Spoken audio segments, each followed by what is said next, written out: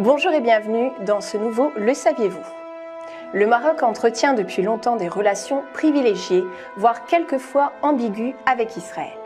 Le saviez-vous de cette semaine a voulu s'arrêter sur les différentes natures de ces relations.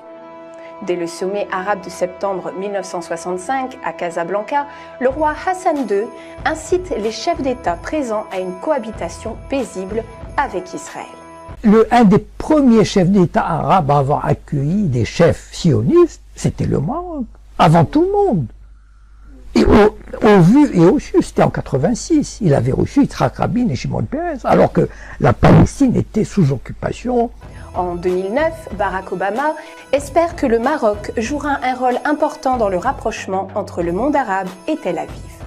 Bien que l'écrasante majorité des Marocains se montre défavorable à tout rapprochement avec l'entité sioniste, le Maroc, par la voie de sa monarchie, est vu comme un modèle aux yeux de l'Occident, surtout après avoir rompu ses relations avec l'Iran. Le rapprochement avec Israël s'expliquerait par l'affaire du Sahara, la position marocaine étant soutenue par des politiques américaines proches du puissant AIPAC et par des firmes de lobbying diplomatique basées à Washington qui entretiennent des relations similaires avec Tel Aviv. Ainsi, des ramifications se croisent avec des intérêts économiques communs.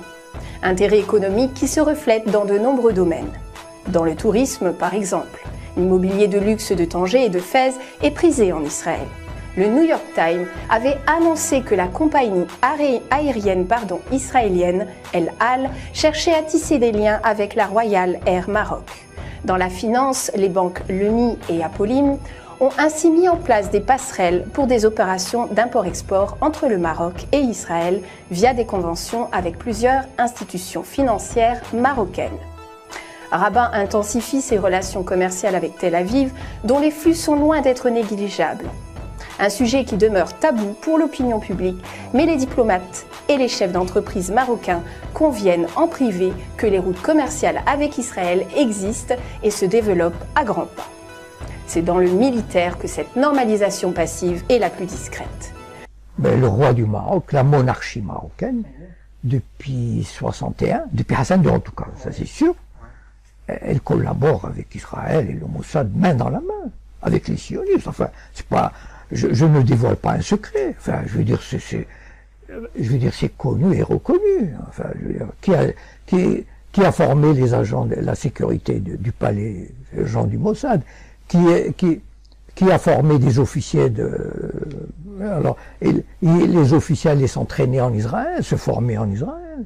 Fait rarissime pour un pays arabe, Rabat a opté pour des achats militaires auprès de l'industrie d'armement israélienne.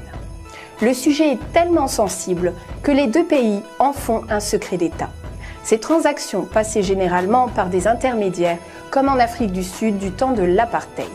Début 2012, l'écrivain français Jacob Cohen, juif antisioniste d'origine marocaine, a publié sur son blog des informations qui ont suscité un tollé sans précédent au Maroc.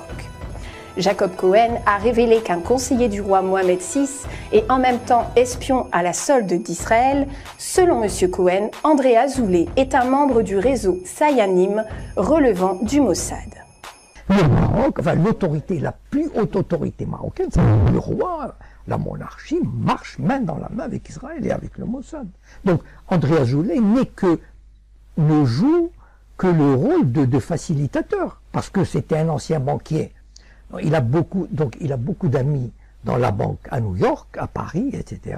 Et grâce à lui, il tisse des relations pour aider le Maroc. Voilà. Et qu'il aide Israël par la même occasion. Mais le roi se frotte les mains pour ça. Mais c'est magnifique, il n'y a pas de problème. Le Maroc est un pays qui a pratiquement déroulé le tapis rouge devant Israël. En définitive, nous voyons bien que les relations entre le Maroc n'ont cessé de se développer ces dernières décennies, et ceci en dépit de l'opposition populaire marocaine à la normalisation avec l'entité sioniste.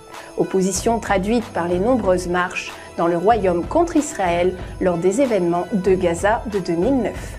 Merci de nous avoir suivis, à la semaine prochaine. C'est la fin de cette édition, merci de nous avoir suivis. Merci à la rédaction ainsi qu'à la réalisation, à la semaine prochaine.